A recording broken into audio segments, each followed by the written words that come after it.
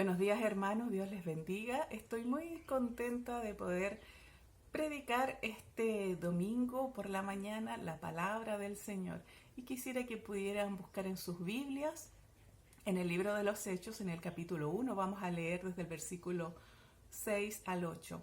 Y el tema que traigo para hoy día es un tema relacionado con los últimos acontecimientos que están sucediendo en nuestro país, que sucedieron la semana pasada, ¿verdad? Donde tuvimos que ir a votar por los constituyentes, por los gobernadores, los alcaldes, los concejales, ¿verdad? Y con todo el acontecer que está sucediendo en nuestro país y que va a seguir sucediendo este año, porque va a haber un grupo que va a redactar una constitución nueva, vamos a elegir presidente de la nación y todos los otros cargos también van a comenzar a ser renovados y por lo tanto nuestro país está viviendo momentos políticos importantes.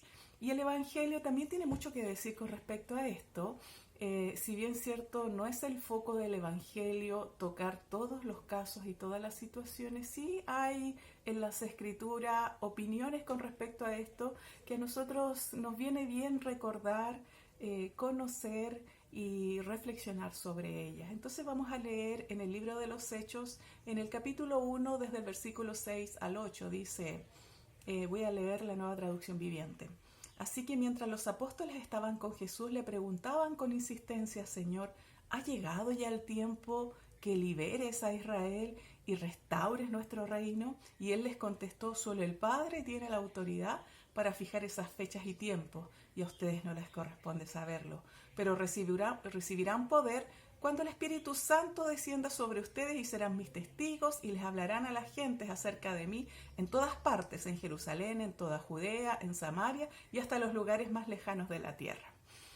Entonces esta situación es hasta un poco cómica si uno se lo imagina. Están los discípulos viendo ya casi ascender al Señor, el Señor se va a ir en forma física, pero bajo la promesa de que va a mandar el Espíritu Santo. Entonces están ahí esperando y ellos no se guardan para ellos una ansiedad que tenían y era de poder ver a Israel gobernar sobre las naciones y tenían todo el derecho. Ellos ya conocían quién era el Mesías, ya se les había revelado, ya tenían la claridad de que Jesús es el Mesías, por lo tanto faltaba el reino, era algo que caía de cajón. Entonces ellos estaban esperando que Jesús restaurara el reino, era totalmente normal y como les decía tenían todo el derecho porque estaban oprimidos por Roma, porque ya llevaban años en los cuales no podían tener rey y porque estaban sometidos a las naciones de turno, a los imperios de turno. Entonces ellos querían tener libertad, las ansiadas libertades, ¿verdad? Las querían tener y tenían todo para eso porque ya tenían el Mesías. Pero ¿qué es lo que les dice el Señor? Fue un balde de agua fría. Les dice, solo el Padre tiene la autoridad para fijar esas fechas y los tiempos y a ustedes no les corresponde saberlo. Entonces viene y le dice, no, no, este no es el tiempo y ustedes no van a saber ese tiempo porque la verdad es que eso solamente lo sabe el Padre, Él lo administra. Y parece que después lo que sigue no tuviera nada que ver. Y nosotros este versículo lo decimos aisladamente y los misioneros lo usamos claramente, en el cual dice, pero recibirán poder cuando el Espíritu Santo descienda sobre ustedes. Y parece que no tuviera ninguna conexión, pero están totalmente conectados. Lo que el Señor les quiere decir en ese momento es, ¿sabes qué? Sí, el tiempo y la restauración del reino de Israel no es algo que ustedes deban saber ahora. En este momento eso no es relevante, pero lo que es importante es que ustedes van a recibir el Espíritu Santo y ese poder que les va a dar el Espíritu Santo los va a hacer llegar a todos los lugares. Pero ese llegar a todos los lugares con el poder del Espíritu Santo implica algo. Implica que el Evangelio es el que cambia los corazones. Ellos esperaban, como nosotros muchas veces esperamos, una manifestación terrenal, pública, de personas que nos gobiernen haciendo lo correcto, haciendo justicia, ¿verdad? Pero las Escrituras nos enseñan que a nosotros no nos corresponde eso. A nosotros no nos corresponden esos cambios superficiales, porque son cambios superficiales. Una ley, de alguna forma, es un cambio superficial. Es algo que nos norma de algo que nosotros ya deberíamos de hacer correctamente, con un corazón justo y con un corazón bueno. Eso es lo que norma. Y son cambios superficiales. Una buena constitución va a ser un cambio superficial de un problema interior que tenemos todos los seres humanos. Es el egoísmo, el orgullo, la avaricia que tienen nuestros corazones y que hacen que seamos injustos con los demás. Pero ese cambio, el cambio del corazón, solamente lo puede hacer el Espíritu Santo. Y lo que le está diciendo el Señor a los apóstoles es que el cambio que ellos esperan, que los va a libertar finalmente de toda la lacra del pecado, que se instala en los gobiernos, que se instala en los sistemas, solamente puede ser removido con el Espíritu Santo. Y esa es la labor que le corresponde a la iglesia. Le está diciendo, van a venir cambios, pero esos cambios tienen que partir desde lo más profundo, desde los cimientos. Y el cimiento de nuestra sociedad son los corazones de las personas, de las familias. Y eso es lo que hace el Evangelio cuando es predicado, cuando nosotros predicamos el Evangelio como iglesia y esas personas se convierten al Señor. ¿Saben lo que sucede? El corazón cambia. Y el Espíritu Santo es el que comienza a redarguir cuando la persona es injusta, cuando la persona va a cometer algún pecado que va a afectar la sociedad entera. Y esos cambios son los que el Señor le estaba diciendo que eran necesarios y son aún más importantes que los cambios políticos. Eso trae un montón de implicancias. Lo que le estoy diciendo trae un montón de implicancias. Primero, que a la iglesia no le corresponde meterse en asuntos de política, porque la iglesia está a una altura muy superior de los sistemas terrenales. La iglesia tiene otros medios para administrar funciones justas en nuestro país, en nuestras sociedades. Y eso es algo que Dios le dio para administrar. Es el Evangelio el que cambia. Entonces, cuando la iglesia se mete a hacer política, está rebajando o no está utilizando las herramientas que tiene y que son mucho más eficaces que las herramientas que tiene la sociedad, que tratan de imitar de alguna forma lo bueno que es Dios y lo bueno que es su ley, pero que no la pueden alcanzar, porque el problema del ser humano está en el corazón, que tiene pecado y que necesita la guía del Espíritu Santo y la transformación del Espíritu Santo para poder cambiar. Entonces, si nosotros como iglesia, se debe estar pensando usted, mi hermano, si nosotros como iglesia no nos tenemos que meter en política, entonces nos tenemos que aislar de la sociedad. La respuesta es no. Al contrario, el hecho de que tengamos la fórmula secreta para poder hacer una sociedad mejor nos implica que nosotros tenemos que estar aún más dentro de la sociedad, pero no en los ámbitos políticos, sino en el ámbito que le corresponde a la iglesia. Y ese ámbito es predicar la palabra del Señor, ese ámbito de llegar a todos los lugares, de llegar a los lugares que nos incomodan también, porque son lugares necesitados, porque son lugares resentidos, porque son lugares que precisamente la ley, la justicia, que dependen del gobierno no está llegando, que depende de las instituciones no está llegando. Ahí debería de llegar la iglesia, ahí debería de estar. Y yo le quiero contar una historia que es real. En los años 1700 nace un avivamiento en Inglaterra de mano de Wesley, de John Wesley. Y él comenzó sin quererlo, porque bueno, Dios lo usó para este fin, comenzó a predicar a toda la sociedad y la gente se comenzó a convertir. Él iba a los lugares más pobres, a las minas, a los campos donde trabajaba la gente, y esa gente se comenzó a convertir y él comenzó a enseñarles a leer. Y él comenzó a enseñarles a poner lugares donde poder atenderlos en sus enfermedades. Entonces, este es catalogado como uno de los avivamientos más grandes que ha tenido la historia, porque duró aproximadamente 50 años. 50 años que fueron suficientes para evitar una revolución tan sangrienta como la Revolución Francesa que estaba sucediendo en paralelo. Eran tiempos en los cuales la sociedad se estaba rebelando. La sociedad ya no quería sus monarcas, sus reyes, y quería justicia, quería igualdad, ¿verdad? Pero eso lo logró Wesley a través de un avivamiento. y con un costo mucho más liviano que el que se llevó, por ejemplo, Francia, que está al lado. Francia está ahí abajito. Y podría haberle pasado, sí, pero a través del Evangelio ellos pudieron cambiar el corazón de las masas, de la gente, y pudieron hacer un cambio social hermoso, a tal punto que la sociedad inglesa se conoce como una sociedad que lee.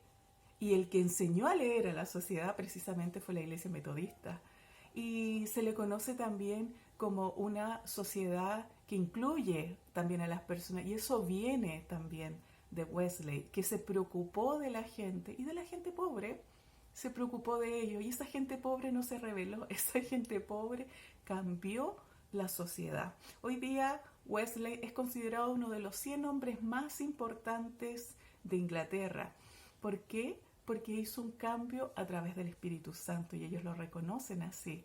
Entonces yo quisiera, mi hermano, que revisáramos entonces cuál es la labor que tiene la iglesia. Yo le estaba diciendo, una de las primeras labores que tiene la iglesia es poder predicar el Evangelio, porque es la única herramienta que tiene la humanidad para poder cambiar. Solamente el corazón convertido y tocado con la palabra del Señor va a poder cambiar desde sus cimientos. La segunda cosa que tiene que hacer la iglesia es orar por los gobernantes. Sí, y parece una contradicción cuando vemos que hay tantos gobernantes que no lo están haciendo tan bien, ¿verdad? Y como que no da muchas ganas, pero bueno, las cosas no son como nosotros las sentimos o las vemos, las cosas son como nos dice la palabra de Dios. Y dice en Primera de Timoteo, en el capítulo 2, desde el versículo 1 vamos a leer al 3, dice: exhorto ante todo a que se hagan rogativas, oraciones, peticiones y acciones de gracias por todos los hombres, por los reyes y por todos los que están en eminencia, para que vivamos quieta y reposadamente en toda piedad y honestidad, porque esto es bueno y agradable delante de Dios nuestro Salvador. La responsabilidad que tiene la iglesia, sobre todo en este momento, es poder orar por aquellos que han sido elegidos para redactar la Constitución, orar por el presidente, orar por los ministros, orar por las decisiones que ellos están tomando, ya sea que sea de su color político o no lo sea.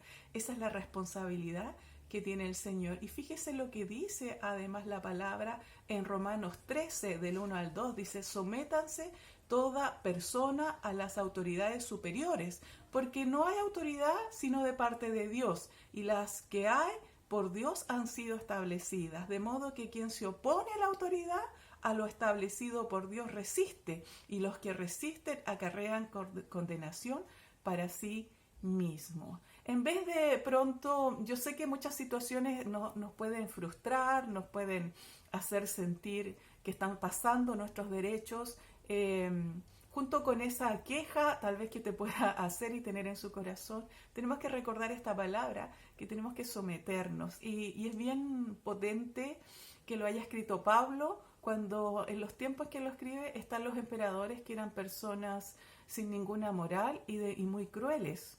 Nadie los elegía, ellos estaban ahí, por lo tanto no podemos decir de que él estaba hablando desde el punto de vista de una sociedad muy justa, pero desde el punto de vista de una sociedad bien injusta, bien tirana, él dice que nos tenemos que someter porque las autoridades han sido puestas por Dios.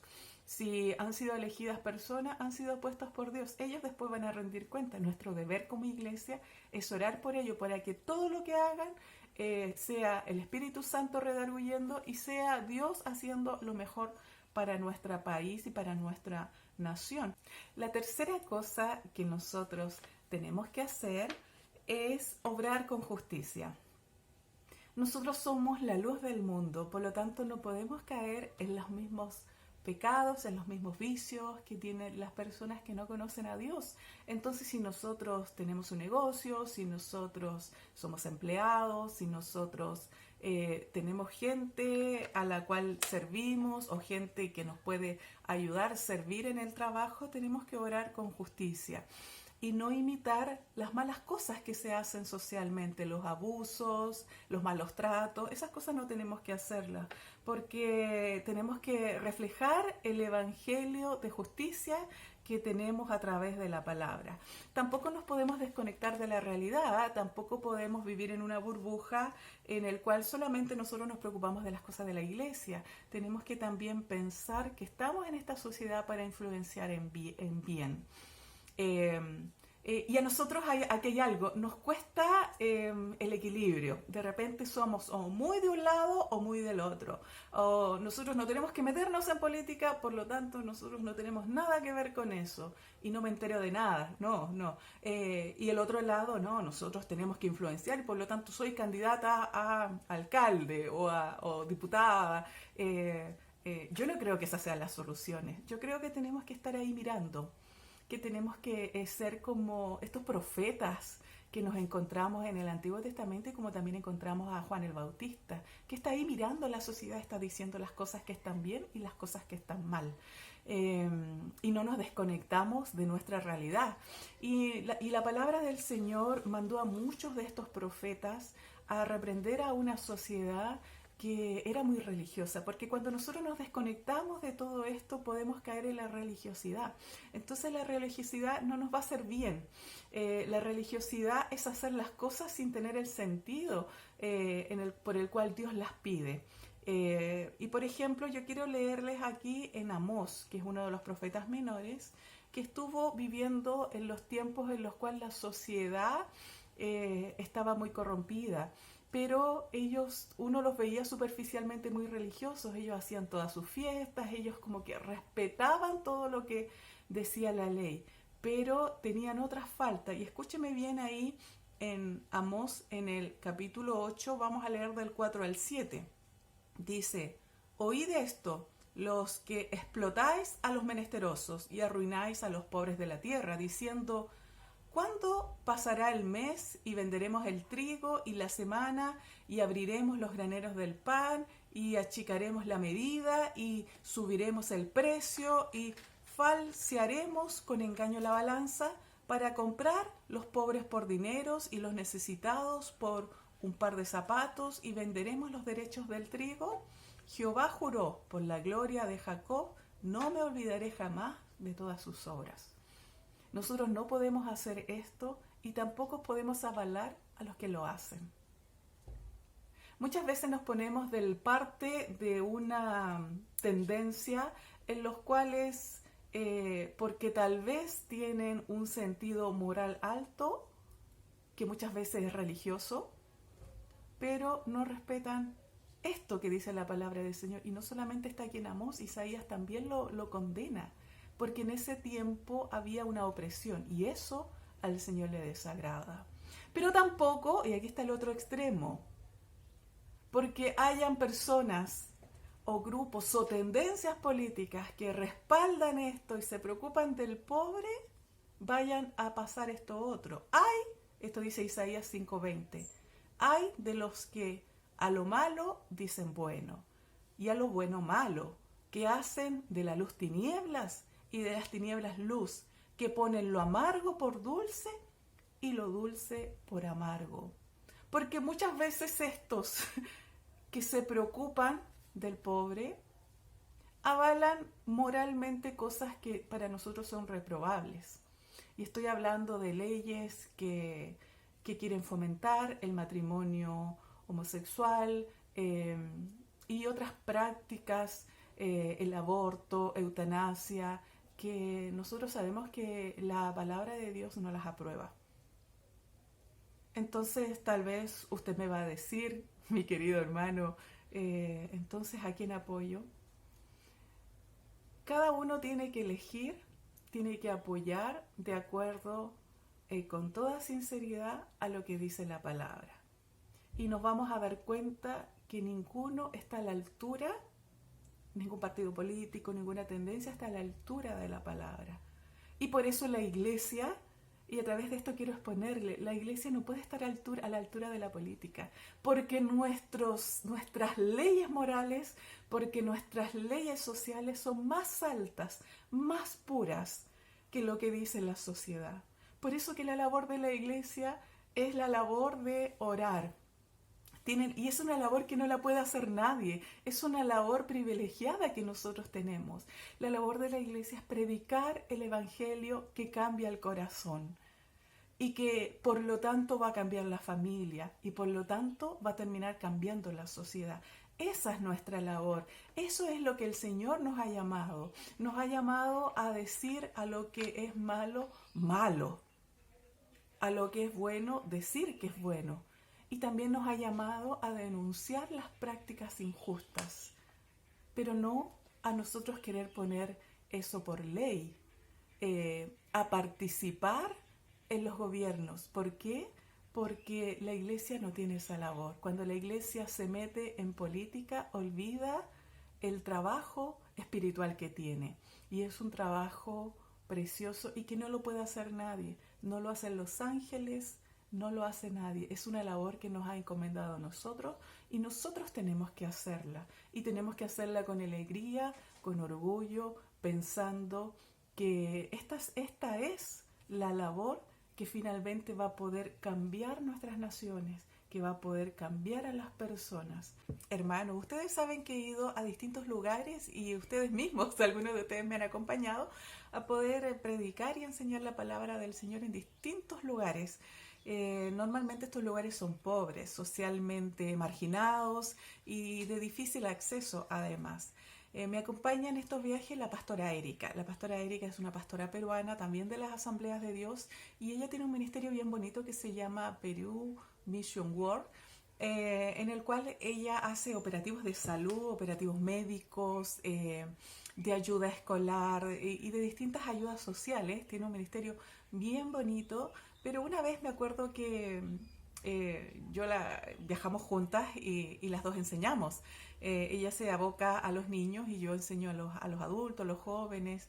Entonces un día estábamos hablando y yo le dije, ¿por qué me acompañas a los viajes si tú tienes un ministerio tan bonito en el cual tú movilizas a médicos y recursos económicos que tanto necesitan las comunidades? Ella me dijo un día, Marcela, ellos necesitan todo eso, pero cuando tú les das, nunca alcanza. Cuando tú les das algo, tampoco quedan satisfechos y tú mismo te das cuenta que necesitas más. Y me he dado yo cuenta, me dijo, de que cuando yo llevo el evangelio, la palabra, el estudio, así como lo hacemos, me decía, el trabajo es más completo. Porque la necesidad interna de su corazón primero es suplida por el Espíritu Santo y después de eso uno les puede ayudar. Después de que el Evangelio esté ahí en su corazón, después de que ellos vean el poder de Dios, entonces recién yo siento que ahí puedo ayudar. Y ellos van a entender cualquier medida de ayuda que uno les dé. Pero sí, cuando nosotros vamos primero con las cosas, primero con esa ayuda, ellos son muy exigentes o no tienen la satisfacción de poder recibir totalmente la ayuda. Y la palabra de Dios me dijo, es mucho más eficaz. Y yo quedé bien contenta con eso porque la necesidad humana duele, la necesidad de justicia duele. Pero lo que primero tiene que suplirse en el corazón del ser humano es el Evangelio entregado y predicado. Y después de eso, todas las ayudas van a poder tener un mejor sentido, van a estar mejor encausadas y van a suplir mucho más necesidades. Hermanos, que Dios les bendiga mucho y que tengan un lindo domingo.